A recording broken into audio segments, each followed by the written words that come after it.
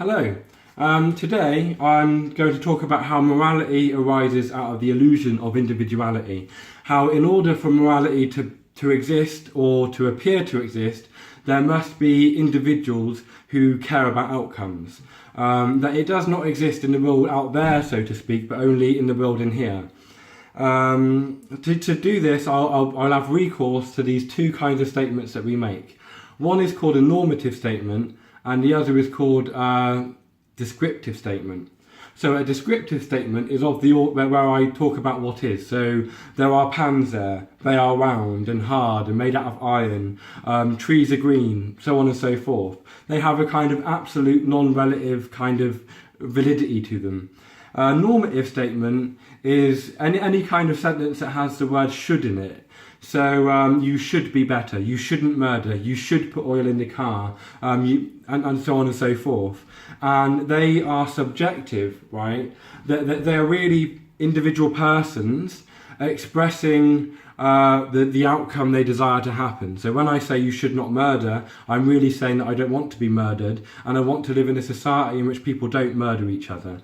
And when I say you should put oil in the car, I'm really saying that I care about my car or cars continuing to function in a proper manner.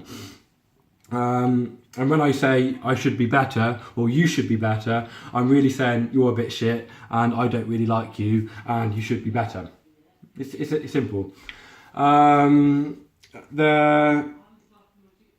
problem is that these normative statements, they are relative, right? They are conditional. The descriptive statements are generally unconditional. They just are. The tree is green, and it doesn't matter about who says it. But the normative statement is entirely about who speaks it. So, for example, you can imagine two people having an argument about whether or not they should put oil in a car. And one person says, of course you should put oil in the car. Don't you want it to run properly? And the other person goes, no, I don't. I want smoke to come out from under the bonnet. I want to create an old banger. I don't care about my car functioning well in the future. I want to bang, right? And both of them are equally right, given their context and the conditions that they're coming from. And those kind of arguments, they don't really go anywhere. You know, it's just like, well, yeah, you want two different things and tap you on the shoulder, jog along, mate. But when it comes to things like murder, and somebody comes along who says, oh, I think it's fine to murder, I'm going to go and murder people. We're like, oh no, you can't do that. And we try and convince them not to go and murder people. We try and say to them, oh, it's bad to murder. And by bad, I mean that society as a whole will not function if people go around murdering people. And this guy who wants to murder people is just like, well, I don't give a fuck about society. I want it not to function. And because it's of a more kind of important or significant matter than just a car being fixed or broken, we can't just let go of that.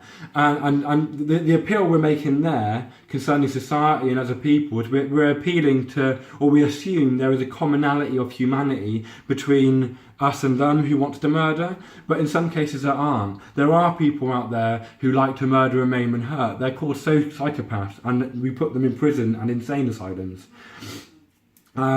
So given that we can't use that method to try and convince other people, that there is no ground upon which we can stand to say that my should is any more valid than your should, we have to use more manipulative, subtle tactics to get these people to conform to our will. And I agree, we should be doing this. I'm not here preaching to you about what we should or shouldn't do. I agree with the current system. But one of these tactics that we use, and that has been used predominantly throughout history, and is still used now, is that man creates these fictions called a just God and heaven and hell, and to try and cover over the fact that the evil people often get no recompense in this reality. They often live a life of Larry, and they are happy and fulfilled and die content in their sleep.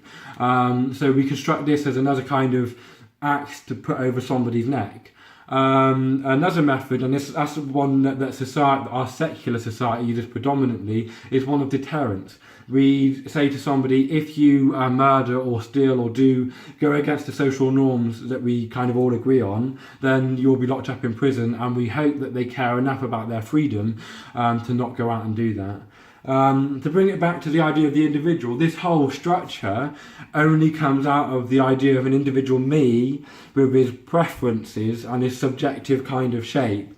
And so that's an illusion, as I've shown in a previous video, and this is an illusion too. We try and project it out onto reality and say that reality is moral, but reality isn't moral. There are countless instances, especially in the animal kingdom, where reality is atrocious. Goodbye.